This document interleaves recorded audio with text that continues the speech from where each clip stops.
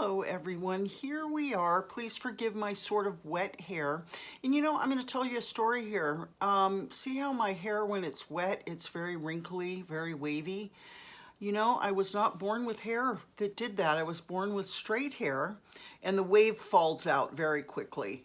But the reason my hair is like this now is because I had Hep C, and they gave me chemo to get rid of it, and it didn't work. The chemo almost killed me. Now later on, a few years later, I took one of the miracle drugs, and that did get rid of the Hep C for me.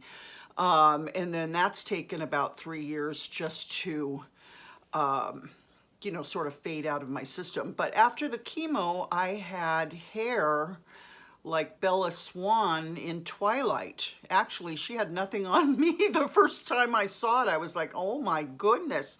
So it's kind of fun, and it gives me some body, which I think is really nice of the Lord, because when you get older, sometimes hair just starts to look smaller, but mine doesn't have to, because God added some body just through life circumstances. So thank you, Jesus. Anyway, okay, so we're going to finish Judges tonight. We're going to do 19, 20, and 21. And this is a story that is very weird, okay? And I've been thinking about this story. I've been like, okay, this is going to be a weird story to read to them, but okay, here we go. Now, in those days, Israel had no king, and we know that. It's been all judges. Now, a Levite who lived in a remote area in the hill country of Ephraim took a concubine from Bethlehem in Judah. But she was unfaithful to him. She left him and went back to her parents' home in Bethlehem, Judah. After she had been there 4 months, her husband went to her to persuade her to return. He had with him his servant and 2 donkeys. She took him into her parents' home, and when her father saw him, he gladly welcomed him. His father-in-law, the woman's father, prevailed on him to stay, so he remained with him 3 days, eating and drinking and sleeping there. Now, here's something interesting. The Levites were the automatic priests, and they had lands and homes and all kinds of stuff given to them by the Lord, okay? And they could marry. So contrary to what we see in Catholicism, it's not God's ordination that priests should be celibate and not marry. The Levites had wives, and clearly this one had a concubine. All right. His father-in-law, the woman's father, prevailed on him to stay. So he remained with him 3 days, eating and drinking and sleeping there. On the 4th day, they got up early, and he prepared to leave, but the woman's father said to his son-in-law, "Refresh yourself with something to eat, then you can go." So the 2 of them sat down to eat and drink together. Sounds nice. Afterward, the woman's father said, "Please stay tonight and enjoy yourself." And when the man got up to go, his father-in-law persuaded him, so he stayed there that night. On the morning of the 5th day, when he rose to go, the woman's father said, "Refresh yourself, wait till afternoon." So the 2 of them ate together. Then when the man with his concubine and his servant got up to leave, his father-in-law, the woman's father, said, "Now look, it's almost evening. Spend the night here. The day is nearly over. Stay and enjoy yourself. Early tomorrow morning, you can get up and be on your way home." But unwilling to stay another night, the man left and went towards Jebus, which is Jebus, and then in parentheses it says, that is Jerusalem, with his 2 saddled donkeys and his concubine. When they were near Jebus and the day was almost gone, the servant said to his master, "Come, let's stop at this city of the Jebusites and spend the night." His master replied, "No, we won't go into any city whose people are not Israelites. We will go on to Gibeah." He added, Come, let's try to reach Gibeah or Ramah and spend the night in one of those places." So they went on, and the sun set as they neared Gibeah in Benjamin. There they stopped to spend the night. They went and sat in the city square, but no one took them in for the night. Now, it was a custom, if you were a stranger in a town, you went to the city square, and hospitality was a big deal, and somebody would come and offer you a place to stay. Okay, that was considered being a good neighbor, a good person, to, see who is waiting in the square for an offer and make that offer. Okay.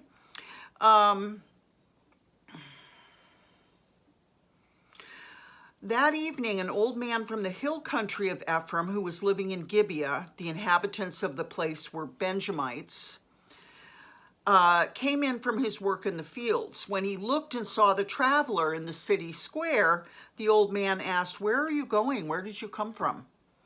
He answered, "We're on our way from Bethlehem in Judah to a remote area in the hill country of Ephraim where I live. I've been to Bethlehem in Judah, and now I'm going to the house of the Lord. No one has taken me in for the night. We have both straw and fodder for our donkeys and bread and wine for ourselves, your servants, me, the woman, and the young man with us. We don't need anything." "You're welcome at my house," the old man said. "Let me supply whatever you need. Only don't spend the night in the square." So he took him into his house and fed his donkeys. After they'd washed their feet, which was also customary, they had something to eat and drink, because in the dry land that they're in, everybody wore sandals, and so feet got dusty. So when you came into a house, it was customary to either have your feet washed or wash your feet. After they had washed their feet, they had something to eat and drink. While they were enjoying themselves, some of the wicked men of the city surrounded the house. Pounding on the door, they shouted to the old man who owned the house, "Bring out the man who came to your house so we can have sex with him." Okay, so this is shades of Sodom and Gomorrah and Lot and his daughter, when the two angels went into Lot's house and the crowd came up and pounded on the house and said, "Send those two men out to us so that we may have sex with them." Okay, this is the same thing. So homosexuality is and sexual depravity, plain and simple. And we don't particularly know. Well, I guess they're homosexual if they want the men. They want the man. They're not asking for the concubine. Obviously, this practice is alive and well. Okay. And this is also probably why the old man said, "You don't want to stay in the square. Don't spend the night in the square." All right. The owner of the house went outside and said to them, "No, my friends, don't be so vile. Since this man is my guest, don't do this outrageous thing." This is exactly what Lot said. "Look, here's my virgin daughter and his concubine." So he's offering the men females, a virgin daughter, just like Lot. This is Lot revisited. "I will bring them out to you now, and you can use them and do to them whatever you wish. But as for this man, don't do such an outrageous thing." But the men wouldn't listen to him. So the man took his concubine and sent her outside to them, and they raped her and abused her throughout the night, and at dawn they let her go. This is so painful to listen to as a woman. So basically, she's been gang raped all night and abused, and now they're letting her go. At daybreak, the woman went back to the house where her master was staying, fell down at the door, and lay there until daylight. So she's on the porch of the old man's house. When her master got up in the morning and opened the door of the house and stepped out to continue on his way, there lay his concubine, fallen in the doorway of the house with her hands on the threshold. He said to her, "Get up, let's go." But there was no answer. Then the man put her on his donkey and set out for home, because she's dead. When he reached home, he took a knife. This is so awful, you guys, get ready. When he reached home, he took a knife and cut up his concubine limb by limb into 12 parts and sent them into all the areas of Israel. Everyone who saw it was saying to one another, "Such a thing has never been seen or done, not since the day the Israelites came up out of Egypt. Just imagine, we must do something, so speak up." And this is chapter 20. Then all Israel from Dan to Beersheba and from the land of Gilead came together as one and assembled before the Lord in Mizpah. The leaders of the people of all the people of the tribes of Israel took their places in the assembly of God's people, 400,000 men armed with swords. The Benjamites heard that the Israelites had gone up to Mizpah. Then the Israelites said, "Tell us how this awful thing happened." So the Levite, the husband of the murdered woman, said, "I and my concubine came to Gibeah in Benjamin." So Israelite country, okay? to spend the night. During the night, the men of Gibeah came after me and surrounded the house, intending to kill me. They raped my concubine, and she died. I took my concubine, cut her into pieces, and sent one piece to each region of Israel's inheritance, because they committed this lewd and outrageous act in Israel. Now, all you Israelites, speak up and tell me what you've decided to do. All the men rose up together as one, saying, none of us will go home. No, not one of us will return to his house.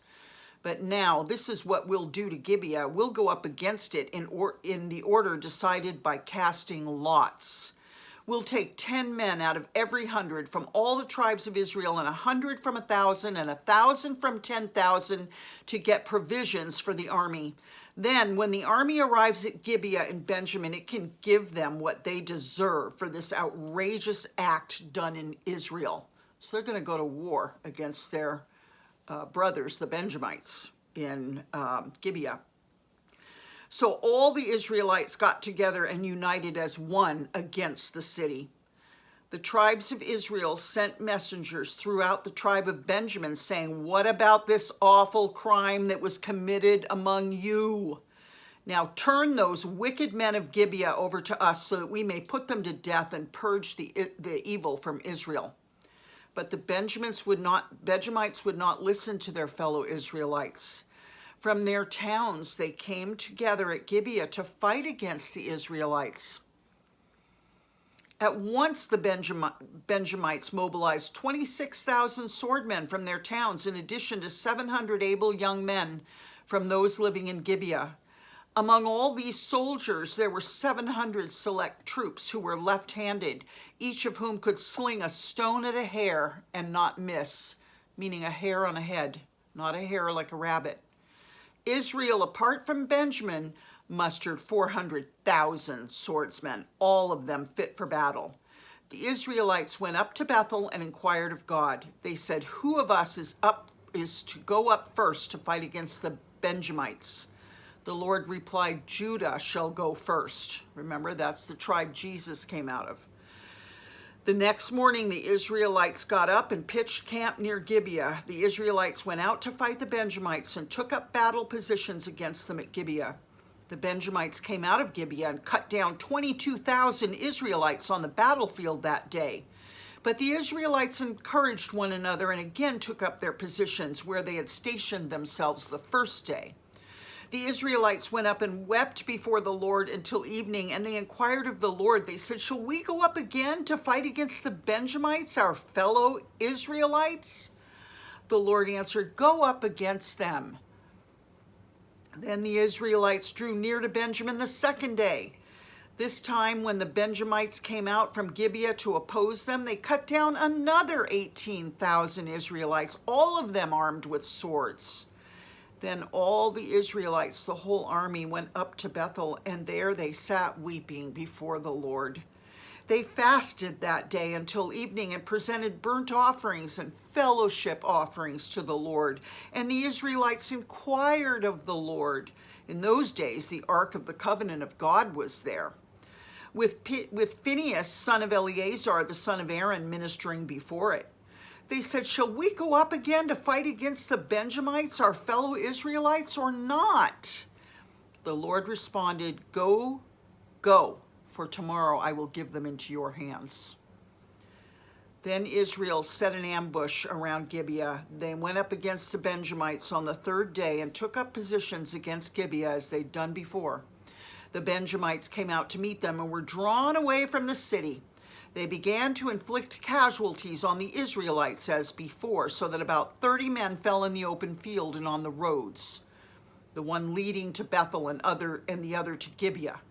While the Benjamites were saying, we are defeating them as before, the Israelites were saying, let's retreat and draw them away from the city to the roads. All the men of Israel moved from their places and took up positions at Baal Tamar, and the Israelite ambush charged out of its place on the west of Gibeah. Then 10,000 of Israel's able young men made a frontal attack on Gibeah. The fighting was so heavy that the Benjamites did not realize how near disaster was.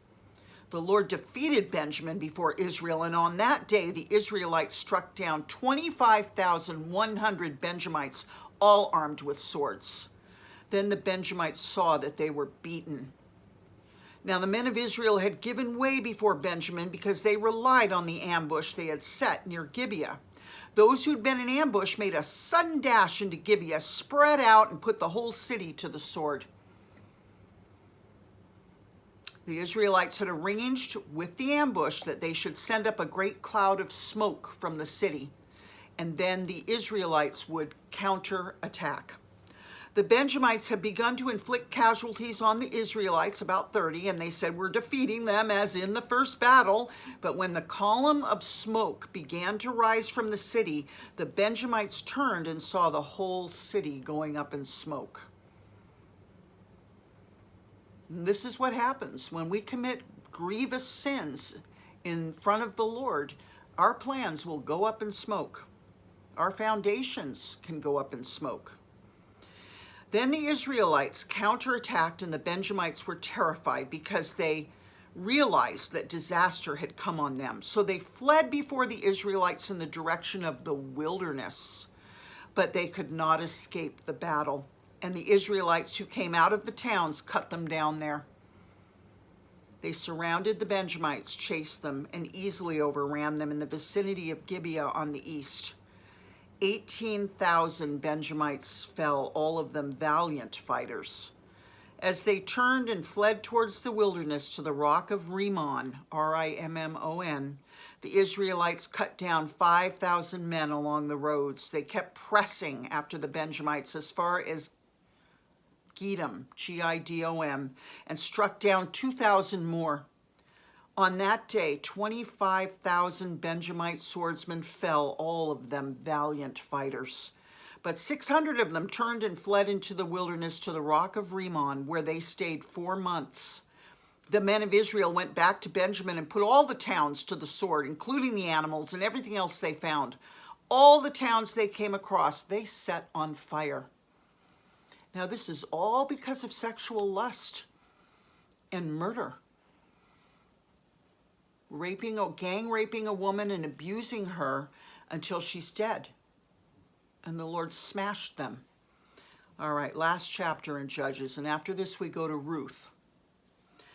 The men of Israel had taken an oath at Mizpah. Not one of us will give his daughter in marriage to a Benjamite. I can understand that after how the Benjamites behaved. The people went to Bethel, where they sat before God until evening, raising their voices and weeping bitterly. "Lord God of Israel," they cried, "why has this happened to Israel? Why should one tribe be missing from Israel today?" Meaning the Benjamites. Early the next day, the people built an altar and presented burnt offerings and fellowship offerings. Then the Israelites asked, "Who from all the tribes of Israel has failed to assemble before the Lord?" For they had taken a solemn oath that anyone who failed to assemble before the Lord at Mizpah was to be put to death. Now the Israelites grieved for the tribe of Benjamin, their fellow Israelites. "Today one tribe is cut off from Israel."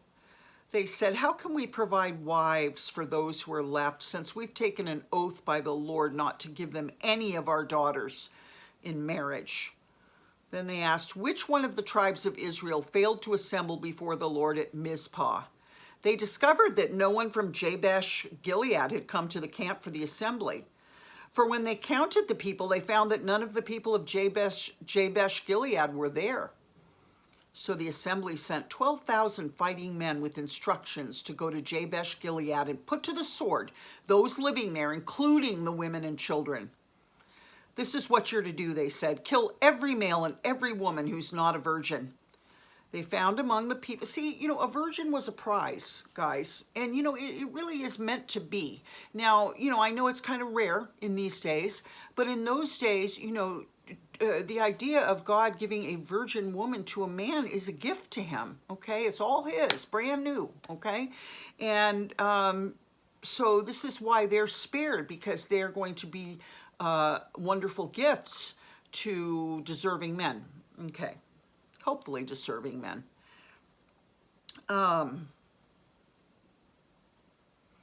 They found among the people living in Jabesh Gilead 400 young women who had never slept with a man, and they took them to the camp at Shiloh in Canaan. Then the whole assembly sent an offer of peace to the Benjamites at the rock of Rimmon. So the Benjamites returned at that time and were given the women of Jabesh Gilead who had been spared, but there were not enough for all of them. Then the whole, I think, and I just want to just add this, I think that we have forgotten, because of the society we live in and the times we live in, I think we've forgotten the precious gift of virginity in a woman. It's sort of just thought of as, doesn't matter. But, it was created to be, one man, beautiful, young, brand new woman for a husband. It's like a gift. It's like a present. Okay, from the Lord. All right. So there weren't enough young virgins for all of the men that had run to the rock of Rimmon. So they're making peace with the rest of the Benjamites that are left. The people grieved for Benjamin because the Lord had made a gap in the tribes of Israel, and the elders of the assembly said, "With the women of Benjamin destroyed, how shall we provide wives for the men who are left? The Benjamite survivors must have heirs," they said, "so that a tribe of Israel will not be wiped out. We can't give them our daughters as wives, since we Israelites have taken this oath. Quote, cursed be anyone who gives a wife to a Benjamite."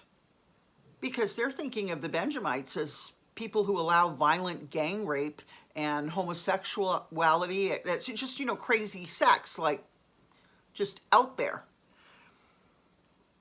But look, there's the annual festival of the Lord in Shiloh, which lies north of Bethel, east of the road that goes from Bethel to Shechem, and south of Lebonah. Lebonah is Lebonah. So they instructed the Benjamites, saying, "Go and hide in the vineyards and watch. When the young women of Shiloh come out to join in the dancing, rush from the vineyards." This is very primitive, folks. "Rush from the vineyards, and each of you," I'm sorry, I'm laughing. Be grateful you don't have to do this, guys, okay? "When the young women of Shiloh come out to join in the dancing, rush from the vineyards, and each of you seize one of them to be your wife. Then return to the land of Benjamin. When their fathers or brothers complain to us, we'll say to them, 'Do us the favor of helping them, because we didn't get wives for them during the war.' You will not be guilty of breaking your oath because you didn't give your daughters to them." So that's what the Benjamites did. While the young women were dancing, each man caught one and carried her off to be his wife. Then they returned to their inheritance and rebuilt the towns and settled in them. So the Benjamites basically had to start over, and they kind of have, wives that aren't coming from their tribe, but okay. At that time, the Israelites left that place and went home to their tribes and clans, each to his own inheritance. In those days, Israel had no king. Everyone did as they saw fit. All right, bear with me really quickly here. I'm going to go to Enduring Word, Judges 21, last chapter. I just want to see what Pastor Guzik says about this last part here. Okay. All right. Who is there among all the tribes of Israel who didn't come to the assembly of the Lord? Okay, they're going to be put to death. So they found out that the inhabitants of Jabesh Gilead had not come. Well, let's see. You shall hear again, Israel did something that seemed right at the time, but was actually a horror. They decided to slaughter a whole city of Israel, a city that refused to join with Israel in the fight against Benjamin. Okay, so this is shedding a little more light on this. This was doing one bad thing to make up for another. Israel instead should have repented of their foolish oath made at Mizpah, and they should have agreed to give their daughters as wives to the men of the tribe of Benjamin, renouncing the foolish vow. Okay, so they found 400 young virgins in this at Jabesh Gilead In the ungodly massacre at Jabesh Gilead, they killed all but 400 young virgins. Still, this was not enough. They had not found enough women for them. Okay, so every man catch a wife for himself from the daughters of Shiloh. All right. There's a yearly feast of the Lord in Shiloh, which is north of Bethel. Okay, so more Israelites. Every man catch a wife. They answered the problem of wives for the remaining Benjamites by creating a little drama where the Benjamites were allowed to kidnap women, and he says, who were no doubt willing, so that the marriages could be arranged without official approval. Rather than go through this charade, they should have simply confessed their sin of making a foolish oath and done the right thing instead of trying to make two wrongs equal a right. Okay, so that's all it is. Let me just look this up so I can be sure. Is Shiloh an Israelite town? I believe they conquered it, and it is. Right. Okay, back in Abraham's day, we heard about it. It's a Canaanite town that became the central sanctuary site of the Israelite Confederacy during the period of the Judges. After this is where the tabernacle was. After the Israelite conquest of Canaan, the tabernacle and the Ark of the Covenant were installed in Shiloh. Okay, and I'm not going to read the rest of it because it'll spoil the story, because there's more coming. More coming. We haven't heard the last of the Philistines. Okay, so I love you. Tomorrow we do Ruth. Have a wonderful night. I'm a little under the weather. I have a weird cold, like earache or something. So I'll see you tomorrow, and you have a wonderful, wonderful evening. God bless you. Pray for me. I'm praying for you. Prayer is powerful. It's the most powerful thing we can do. Love you. Bye-bye.